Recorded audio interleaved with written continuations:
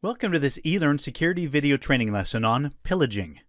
The purpose of the pillaging phase is to gather relevant information from the exploited machine. During the video, we will see commands and tools that will help us to obtain both network and local information. Network information is useful to further investigate live hosts, subnets, but also mount pivoting attacks. With local or system information, we will be able to obtain data such as password, files, documents, screenshots, applications installed on the machine, and so on. This is also very important to understand the role of the machine in the network. Since this is part of the post-exploitation phase, we will not see how to exploit the machine itself. Notice that some of the commands we will see during the video work only on Windows machines, but similar commands are available for different operating systems. The important thing here is to know what type of information we want to gather and not the command itself. Moreover, since there is a huge amount of information and different commands that we can run, we will not explore all of them. Let's switch on our Meterpreter session and start interacting with the target machine. Although at this stage of the penetration test, you already have a basic idea of the target machine which you are dealing with.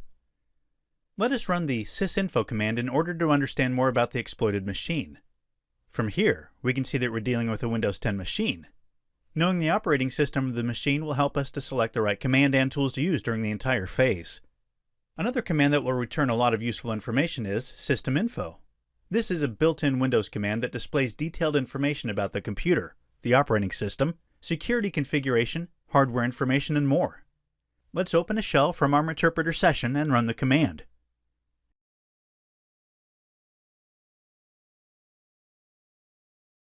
As we can see from the output, we have a lot of information here. We have the machine host name, the OS version, but also hardware information about the manufacturer, processors, BIOS version, and much more. If we keep inspecting the output, we can see the domain configuration, a list of hotfixes installed on the machine, and also network cards information. With this simple command, we are able to get a lot of valuable information from the machine. Let us now go back into the Meterpreter session and see what modules and features Metasploit offers for the pillaging phase.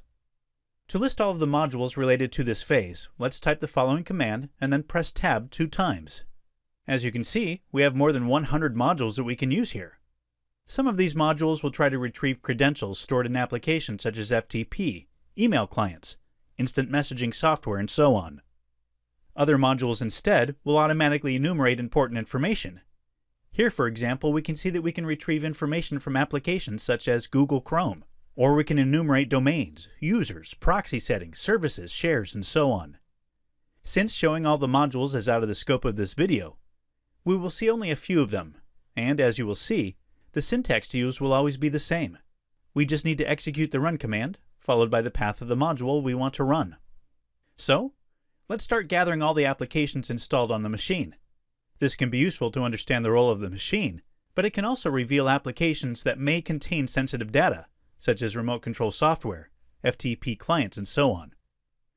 To automatically list all of the applications, let us run the enum application script. From the output, we can see all the applications installed. We have Adobe PDF Reader, Google Chrome, KeePass, and so on. This information is very useful to understand the type of software and applications that the target company may use. Therefore, if we know that one of these applications is vulnerable, we can try to mount more effective attacks. For example, if we know that this specific version of Adobe Reader is vulnerable to a remote code execution, we can mount a social engineering attack in order to get access to other machines in the network. Another important thing that we can see from the output is the following line. As you can read, Metasploit automatically stores this information in the loot folder. Therefore, every time you use one of these modules, the information will automatically be stored on your local machine. Let's now run another Metasploit module. The last application listed here is WinSCP. If we list the credentials module that Metasploit offers, we can see that it contains a module for this application.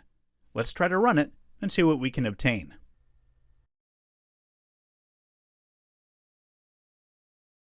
Great! We just discovered two very important pieces of information: the address of an FTP server and the credentials to access it. We should note this and perform further tests later on. Let's continue with our pillaging phase. The last module we want to use is Credential Collector. This module will automatically gather password hashes and tokens from the exploited machine.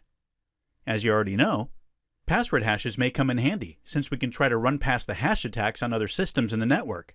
As you've seen, thanks to Metasploit modules, gathering information is very easy. Remember that in this phase we should try to gather as much information as we can. This means sensitive files, private keys, documents, software configurations, and so on. Since we already know how to run the Metasploit modules, let us see other commands that can be useful in this phase. In the applications list displayed before, we saw that KeyPass is installed on the machine.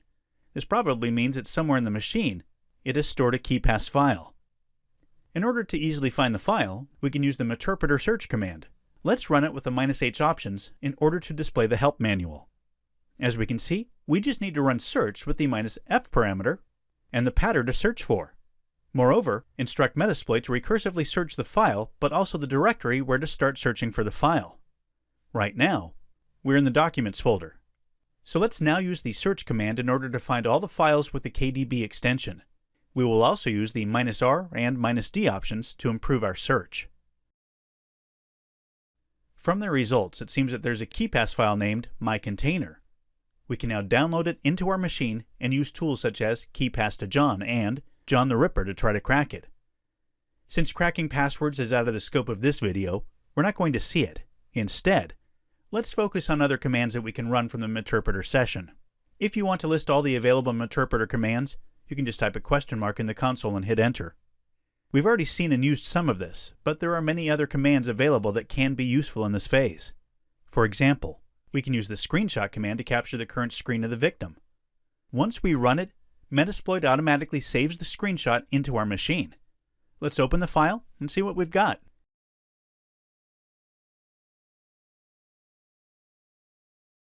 Here we are. This is the current screen of the victim, and as you can imagine, sometimes this may reveal useful information as well.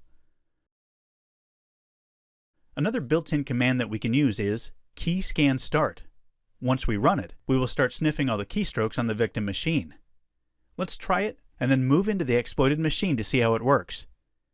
Let's open the Notepad application and type something.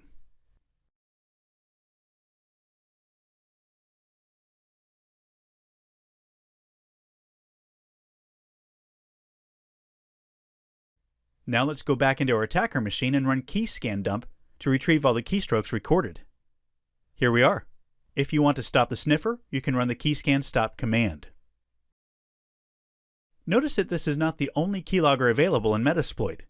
In the capture folder, we can see that there are two other modules that will allow us to capture the keystrokes. The first will automatically capture and store the victim keystrokes in a local file, while the second will automatically migrate into the WinLogon instance of the machine. Start the key sniffer, and then lock the victim machine after a defined amount of time. So far, we've gathered just a small amount of local or system information from the target machine. Let's now focus on network information. The very first command that we can run is ifconfig. As you can see, it doesn't matter if we're running the session on a Windows or a Unix box. The command will work just fine. As we can see, we have a list of network interfaces. The most interesting is the following, which gives us information about the target network.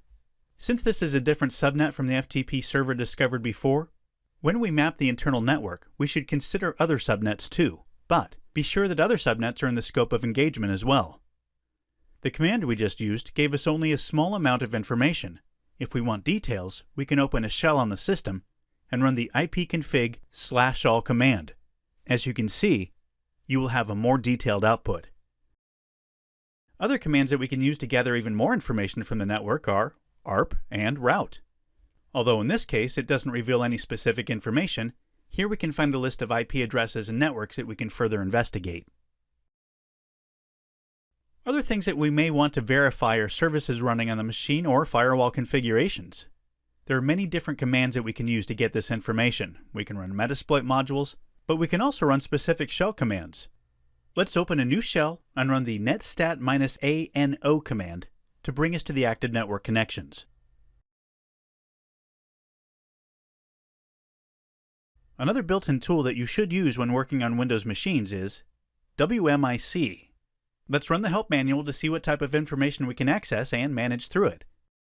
As we can see in the output, we can manage a lot of the components. The one we'll use now is the Service Information Management. Let's run the help manual for the service component with the following command. As we can see in the output, we can use the following aliases. The one we're going to use is get. So once again, let's print the help manual for it. We can see that we can retrieve different properties with this command. For now, let's say that we want to retrieve information such as caption and started. So our command will look like the following. As you can see, we have a very long list.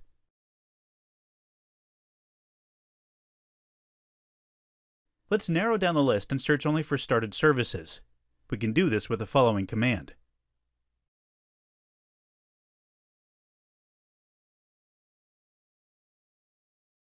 Here we are. These are all the services currently running on the machine. Of course, we can improve the command in order to get more specific information. We strongly suggest you try the WMIC utility by yourself in order to completely understand how it works. So far, we've gathered only a very small amount of information. We still need to investigate further local files, users, shares, firewall rules, and much more. Pillaging is a very important phase and it requires some time to complete. Remember that every single piece of information gathered here can be used later to mount attacks and to get access to other machines in the network. This concludes our training lesson on pillaging.